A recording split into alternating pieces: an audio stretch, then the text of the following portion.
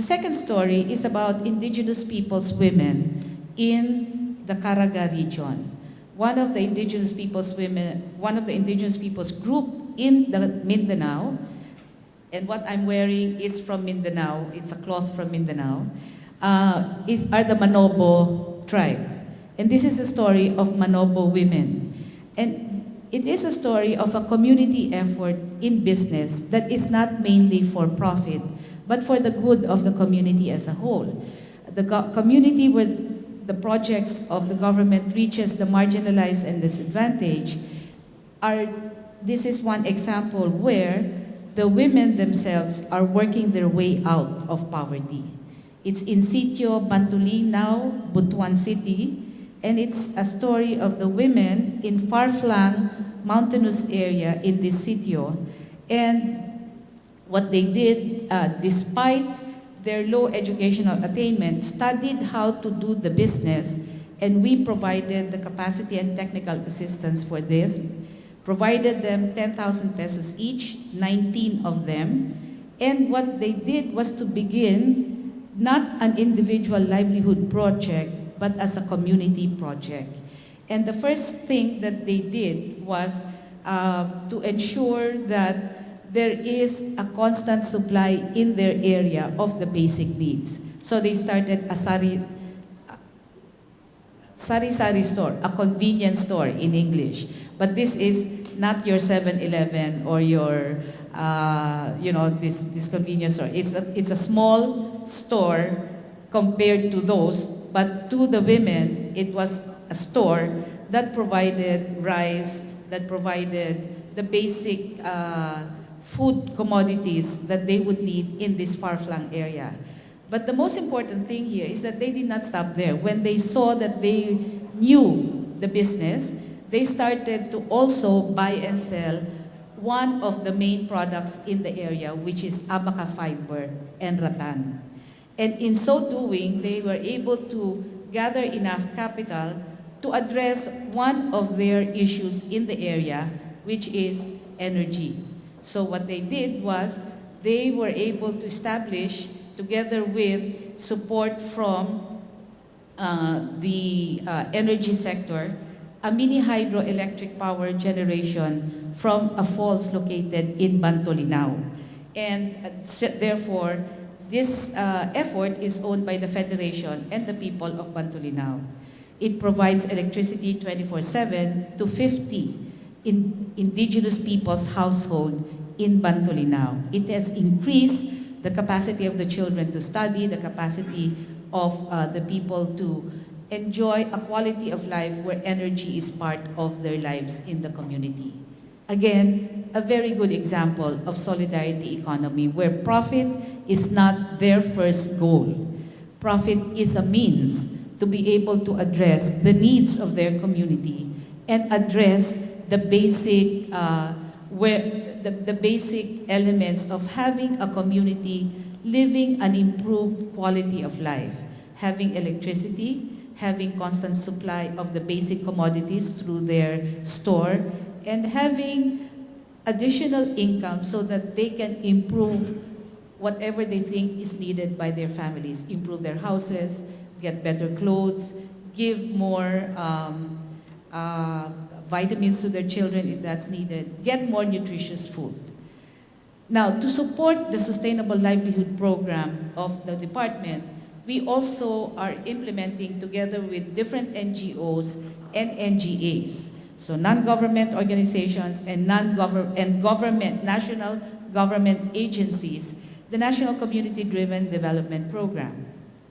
This program is a poverty alleviation program of the national government and is supported in the Philippine Development Plan. It basically is a community-driven development effort where it recognizes that service delivery, poverty reduction, and good governance can happen if and only when the people are owning and running the process in the communities.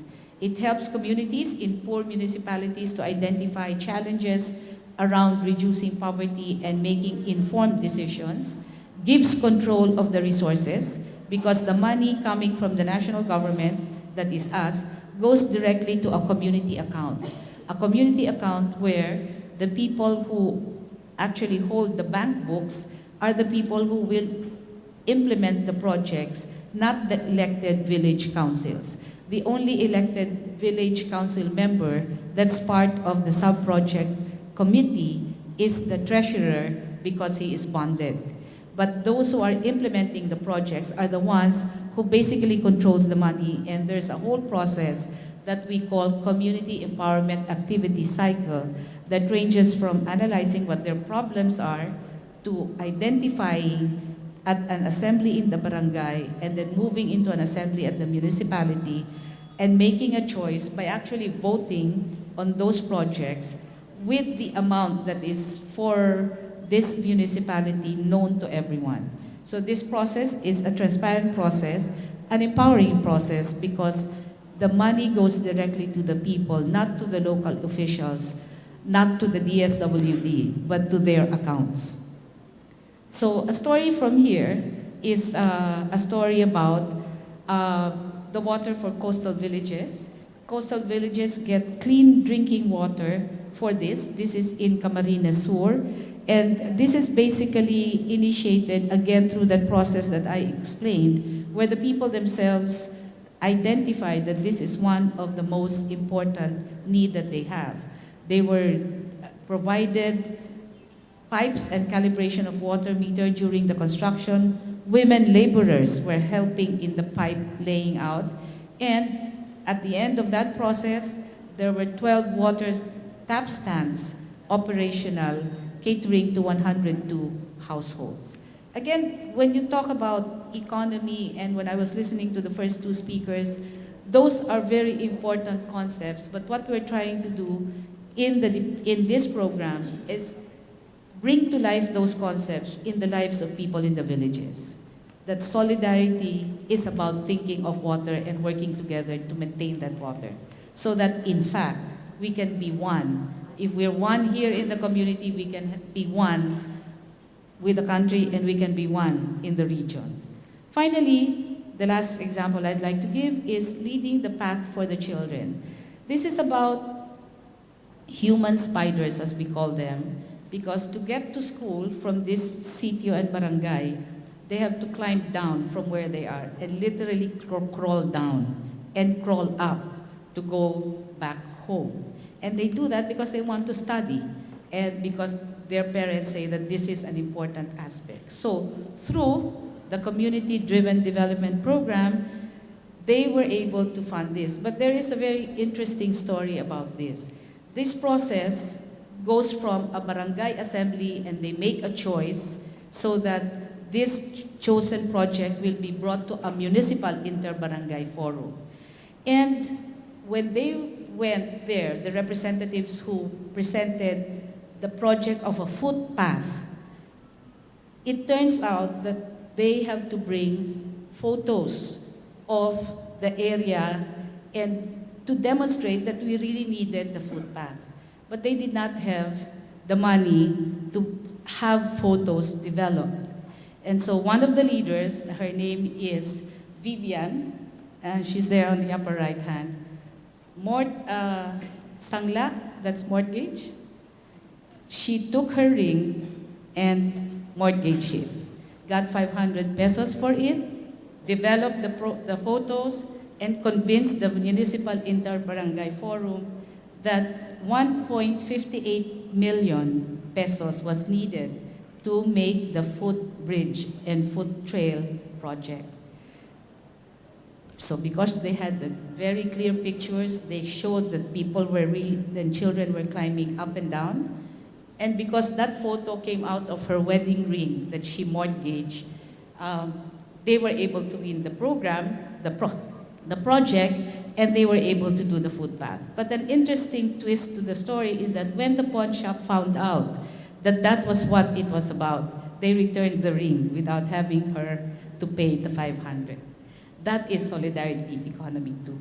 So, ladies and gentlemen, that's the real story from the ground. That's what we're trying to do, to make solidarity economy a reality in the lives of the people here in the Philippines.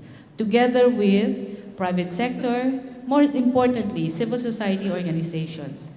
But the most important actor to this are citizens groups, ordinary people taking charge of their life, being in solidarity with each other, and teaching all of us that this can happen. Thank you and good morning.